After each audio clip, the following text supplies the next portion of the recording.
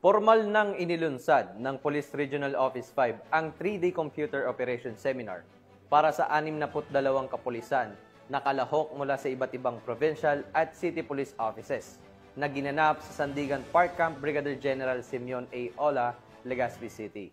Patrolwoman Carmela Panganiban, ibalita mo. Formal nang inilunsad ng Police Regional Office 5 sa pangunguna ni Police Brigadier General Nestor C. Babagay Jr. ang 3-day Computer Operation Seminar Workshop na ginanap sa Sandigan Park, Camp Bijan Simeon A. Ola, Legazpi City. Ang seminar ay pinangunahan ni Police Colonel Romy I. Palge, Acting Director ng Information Technology Management Service, na kinatawan ni NUP Mina Haide B. Matiliano, Deputy Director for IT Matters. Dinaluhan ng nasabing seminar ng kabuuang 62 kalahok, 41 physically at 21 virtual attendees mula sa iba't ibang provincial at city police offices.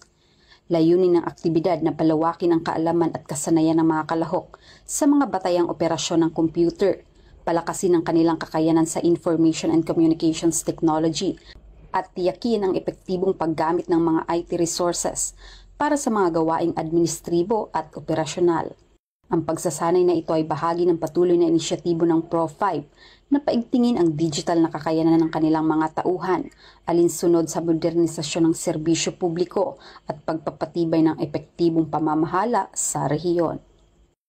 Mula dito sa Legazpi City, Albay, ako ang inyong PNN correspondent, Patrolwoman Carmela Panganiban, alagad ng batas, tagataguyod ng Balitang Pulis.